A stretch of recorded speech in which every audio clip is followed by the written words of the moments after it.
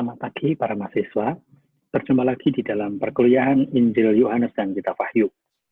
Minggu yang lalu kita bicara tentang latar belakang dari penulisan Injil Yohanes, dan sekarang kita akan lanjutkan pertemuan kita dengan bahan-bahan yang lain, hubungan antara Injil Yohanes dengan Injil Sinoptik dan struktur dari Injil Yohanes.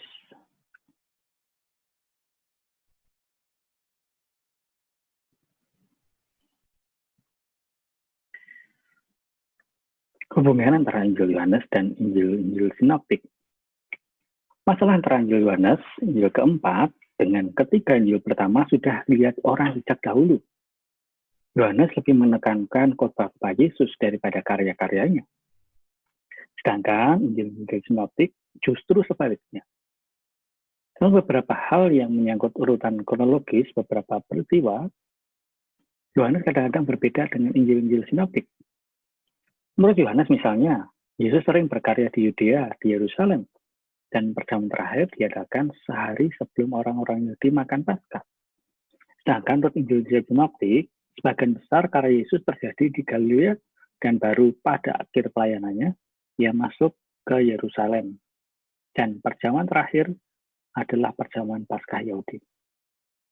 Menurut Yohanes, Yesus membersihkan bait Allah dari para pedagang binatang dan penukar uang pada awal pelayanannya. Sedangkan menurut Injil Sinoptik pada akhir pelayanannya.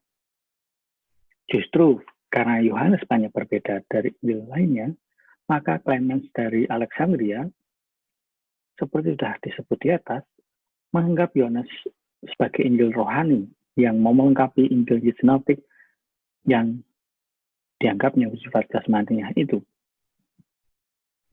Namun, dipelopori oleh Hosman pada tahun 1869, banyak exeget mempelajari secara lebih mendalam antara hubungan antara Yohanes dan Injil Sinoptik. Sebagai hasilnya, orang menemukan banyak kemiripan di antara Injil itu, terutama pada kisah sengsara, mulai dari penangkapan Yesus sampai dengan pemakamannya. Lebih-lebih dengan Injil Lukas lah, atau bagian yang lebih khas Injil Lukas lah, Yohanes memiliki kemiripan. Dan dalam kadar yang lebih rendah, dalam Injil Markus juga. Sedangkan dengan Injil Matius, sedikit sekali kemiripannya. Antara Yohanes dan Markus, selain ada persamaan kata dan ungkapan, di salah ini ada juga persamaan struktur beberapa kisah. Misalnya, karya dan kesaksian Yohanes Pembaptis dalam Injil Markus, bab 1, bab 4-8, dalam Injil Yohanes, bab 1, 19-36. Keberangkatan ke Galilea, bab 1, ayat 14 dan seterusnya. Yohanes, bab 4, ayat 3. Mujizat roti, bab 6, 33-44. Yohanes, bab 6, 1-13. Yesus berjalan di atas air, dalam Injil Markus, bab 6, 45 hingga 52, dan Injil Yohanes, bab 6, 16 hingga 21. Pengakuan Petrus dalam Injil Markus, bab 8, 29. Sedangkan Yohanes, bab 6, 68 dan seterusnya. Sedangkan antara Yohanes dan Lukas terdapat banyak persamaan antara lain. Persamaan tematologis misalnya, pentingnya kota Yerusalem dalam hidup Yesus, eratnya hubungan antara gagasan menjadi murid Yesus dan iman kepada Yesus dan kepada Roh Kudus. Gagasan mengenai turunnya Roh Kudus akan terjadi sesudah Yesus naik ke surga. Lukas bab 24-29 dan Yohanes 14-16. Persamaan beberapa nama orang yang hanya muncul di kedua Injil, yaitu Marta dan Maria, Lazarus, Siloam. Persamaan ungkapan seperti kasih Allah, he agape to theo, Lukas 9:42, Yohanes 5:42. Memilih 12, eklegomai dodeka, Lukas 6:13, Yohanes 6:70 dan seterusnya.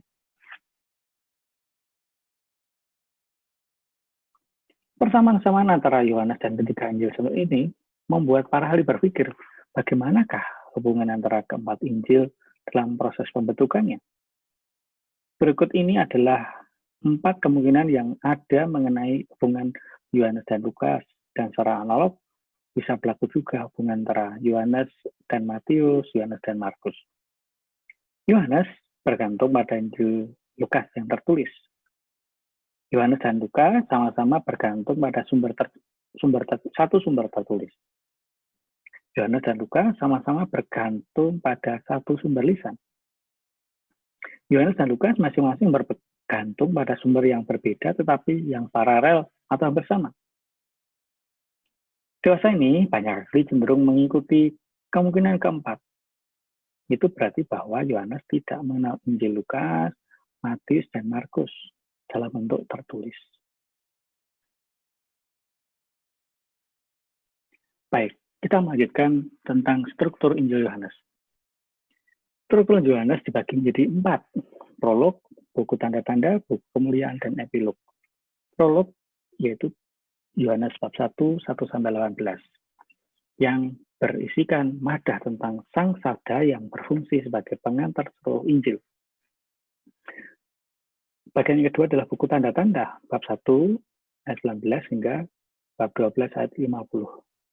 Bagian yang berbicara tentang tanda-tanda, mujizat-mujizat yang dibuat oleh Yesus, berikut khotbah-khotbah yang dimaksudkan untuk merangkai arti tanda-tanda tersebut. Buku kemuliaan, bab 13 ayat 1 hingga 20-31. Bagian yang berbicara mengenai tiba saatnya Yesus, yakni saat yang meliputi wafat dan kebangkitan dan kenaikannya. Epilog, bab 21 ayat 1-25. Kisah-kisah penampakan yang ditambahkan mungkin sekali oleh pengarang sendiri atau kelompok muridnya. Pembagian jatah jarang baik oleh kekerasan tema utama yang mulai tiap bagian maupun oleh hal berikut.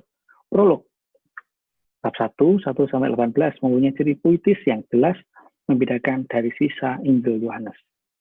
Menarik untuk dicatat bahwa menurut banyak penafsir, ayat 11 dan 12 dari prolog Yohanes mengisyaratkan pembagian Yohanes menjadi 2 buku utama, yaitu buku tanda-tanda dan buku kemuliaan. Yohanes 1:11, ia datang kepada kepunyaannya, tapi orang-orang kepunyaannya itu tidak menerimanya. Merupakan ringkasan dari buku tanda-tanda yang diwarnai penolakan orang Yahudi terhadap pewaran Yesus. Sedangkan bab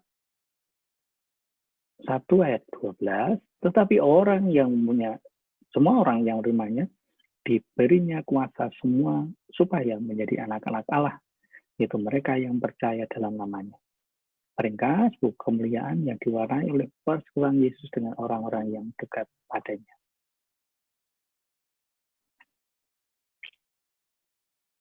Bab 12 ayat 50 tentang 2 sikap manusia terhadap Yesus nampaknya berfungsi sebagai ringkasan sikap manusia terhadap seluruh perbuatan Yesus pada bab 1 ayat 19 hingga 12:43 yang memang ditandai dengan 2 macam tanggapan. Di satu sisi penerimaan, kepercayaan, dan di sisi lain penolakan dan tidak percaya. Bab 13 ayat 1 jelas mengantar para pembaca masuk ke suatu babak baru dalam kehidupan Yesus, yakni awal dari saatnya, yang adalah saat kemuliaannya. Namun kemuliaan ini diawali dan mungkin lebih baik jika dikatakan tumpang tindih dengan kesengsaraannya. Pada bagian yang mendahului bab 13 ayat 1 dikatakan bahwa saatnya itu belum tiba. 2 ayat 4, 7, 30, 8, 20. Lalu mulai bab 12, Yesus memberi syarat bahwa saatnya sudah tiba. Telah tiba saatnya manusia dimuliakan. Bab 12 ayat 23.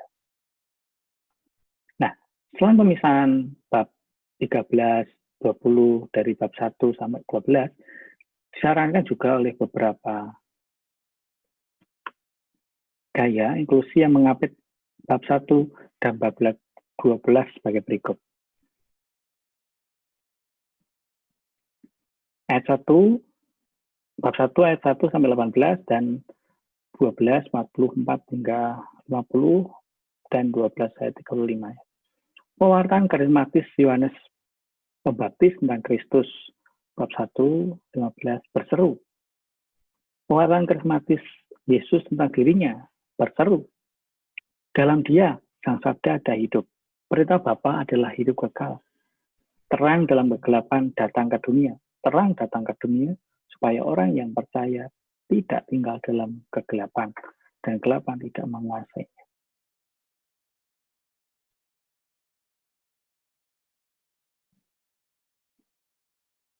Sang Sabda mempunyai tema penting dalam bab 12, 42, 90 yang diungkapkan dengan bermacam cara pada ayat 48 dengan ide mengadili. Dua macam reaksi manusia, ada yang tidak menerima, ada yang menerimanya dan percaya padanya. Ada yang tidak percaya pada Yesus, ada yang percaya kepadanya. Tanpa menyangkal sahnya pembagian di atas, yaitu adanya dua bagian besar, kitab tanda dan kitab kemuliaan, Charles Giblin membagi Injil Yohanes menjadi 3 bagian utama, ditambah dengan prolog, kesimpulan, dan tambahan apendik. Pembagian ini berdasarkan indikasi waktu, tempat Yesus berkarya, dan motif-motif yang dominan. Prolog. Jelas bab 1 hingga bab 1 ayat 1-11. Lalu bagian yang pertama, 1, 19, 4-54, tema Yesus bertemu macam-macam orang tanpa ada nada permusuhan.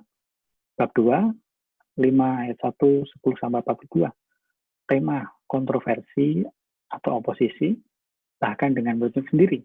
Bagian yang ketiga, bab 11 ayat 1, 20 hingga 29. Tema kasih Yesus kepada sahabat-sahabatnya, permusuhan dari pihak Yahudi. 20, 30 hingga 31 kesimpulan.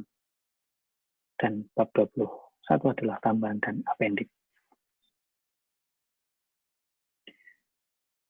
Demikian para mahasiswa yang terkasih, bahan kita di pagi hari ini tentang hubungan Injil Yohanes dan Injil Sinoptik yang ternyata adalah relasinya sangat di luar dugaan kita. Ternyata adalah tidak sama sekali mengenal satu sama lain penulisnya atau pengarangnya, namun menggunakan sumber yang paralel atau hampir sama, sehingga memiliki kemiripan satu sama lain.